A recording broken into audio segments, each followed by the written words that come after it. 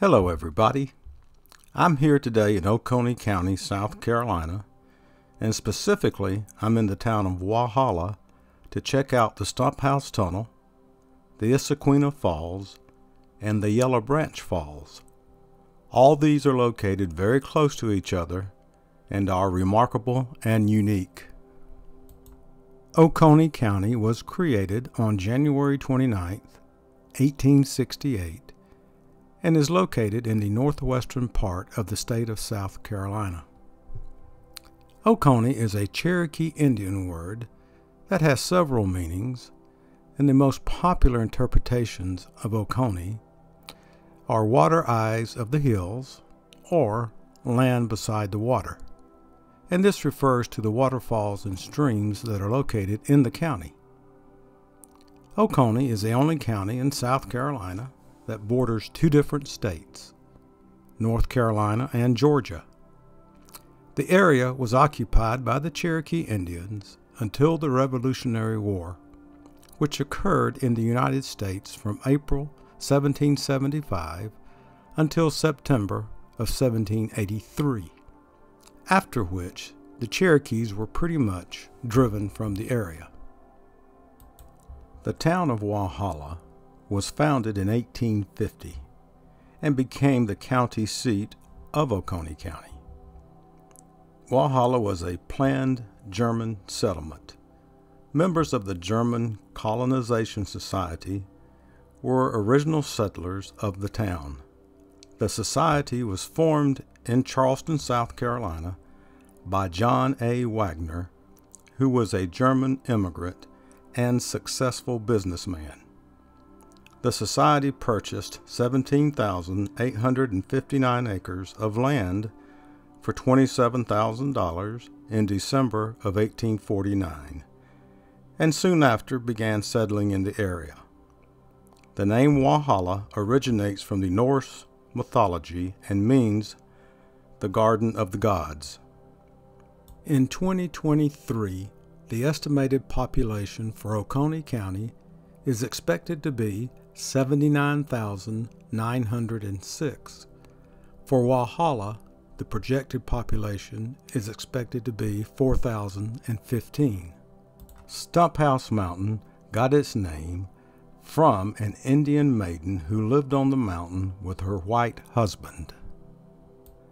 The legend says that they were rejected by their families and by their communities, and that they lived in a log cabin built atop tree stumps on the mountain.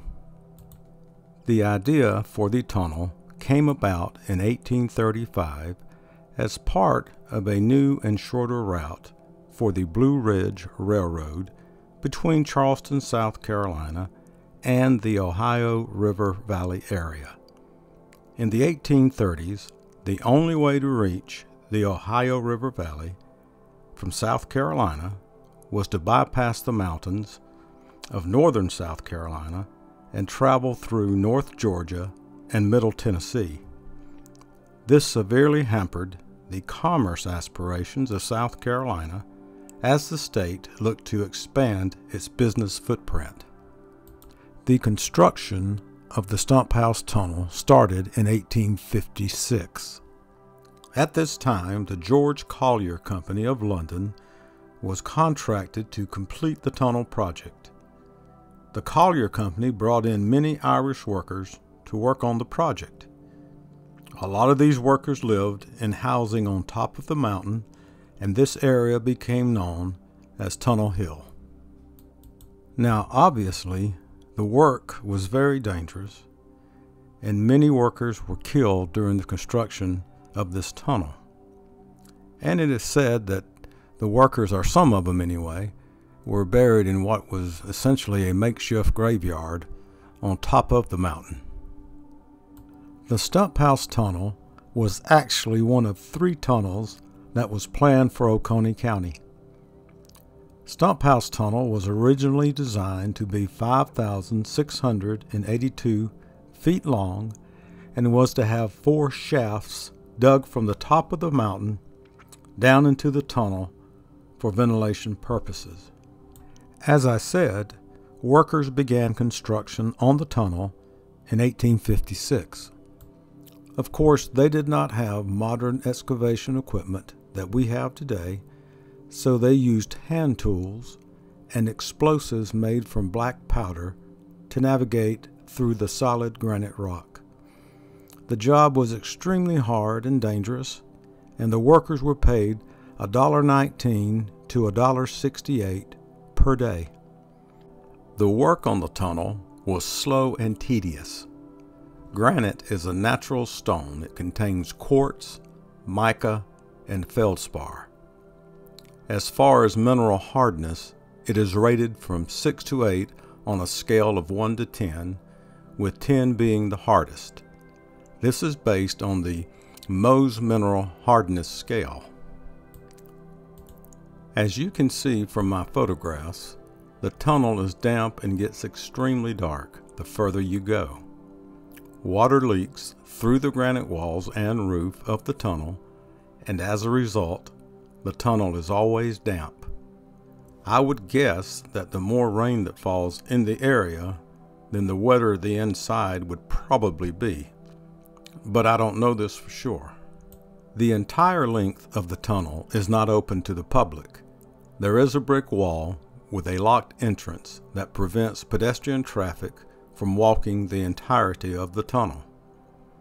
The off-limits portion contains the vertical ventilation shaft, and this area was closed off due to safety concerns.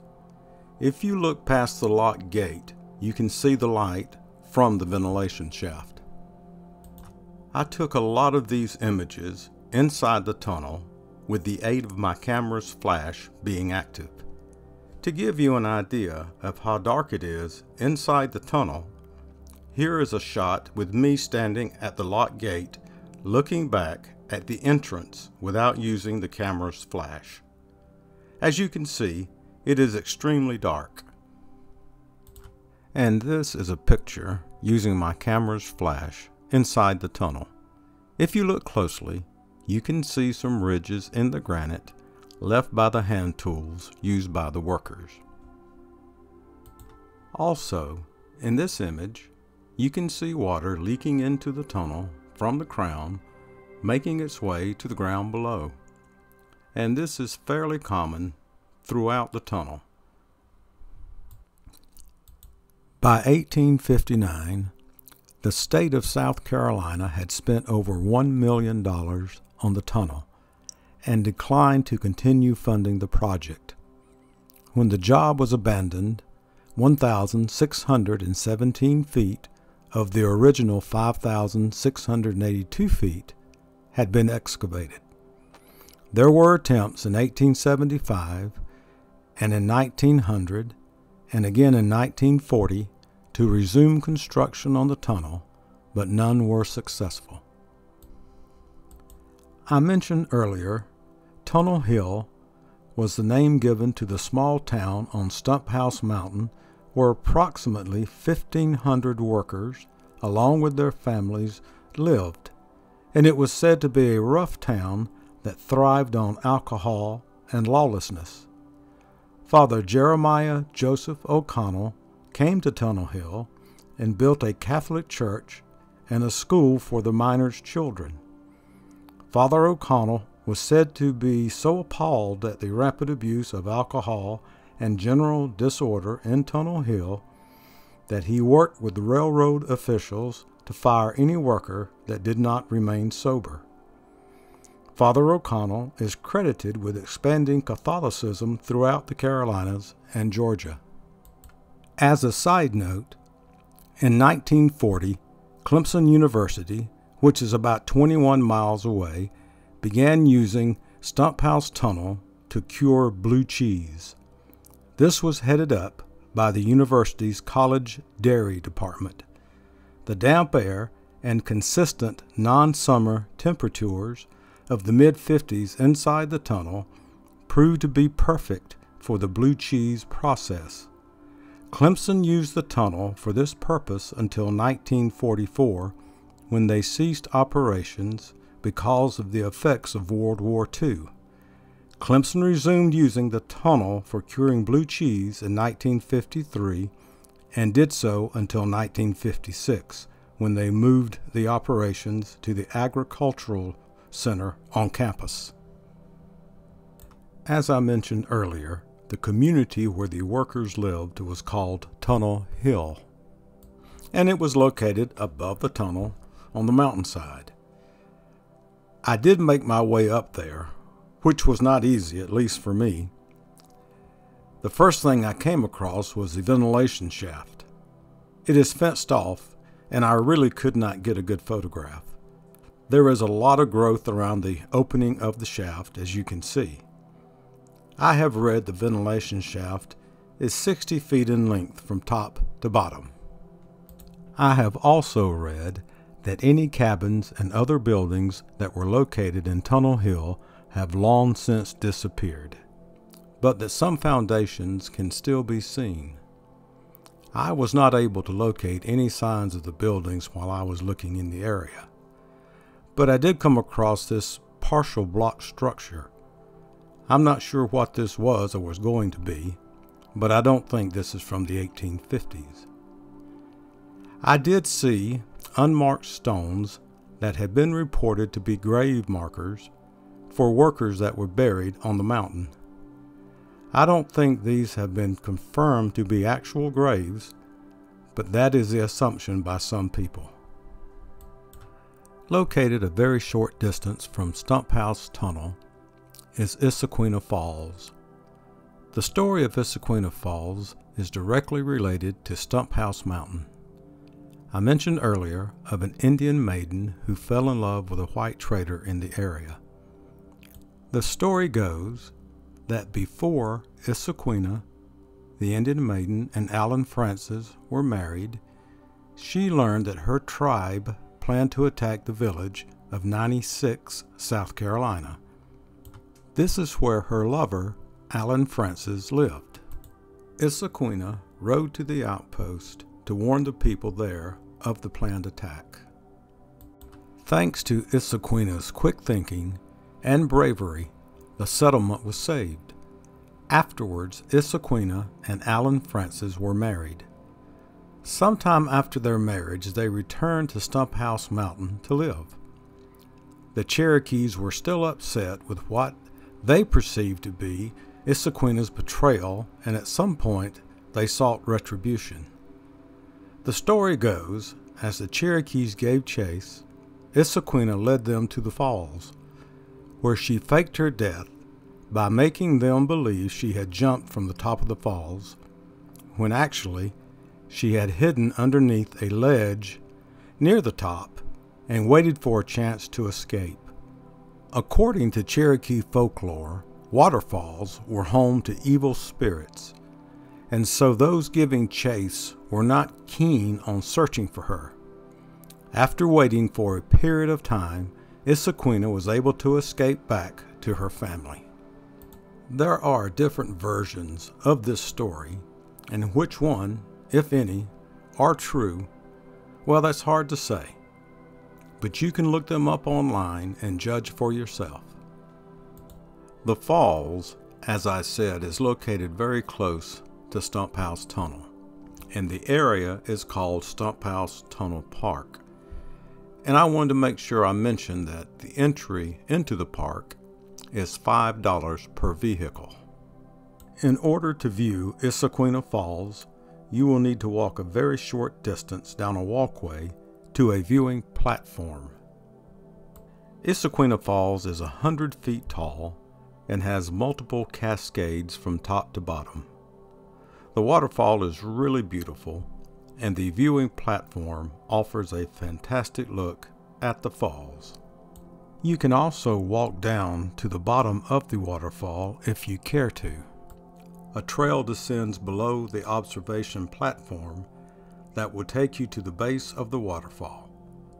There are signs that try to discourage you, but ultimately it is your decision. I did make my way down most of the way. I stopped about 20 feet or so from reaching the base. It is a difficult trek, especially for someone my age, and the last 20 feet were pretty much straight down. And once I got down there, it dawned on me that I had to climb back up. I really didn't think it through.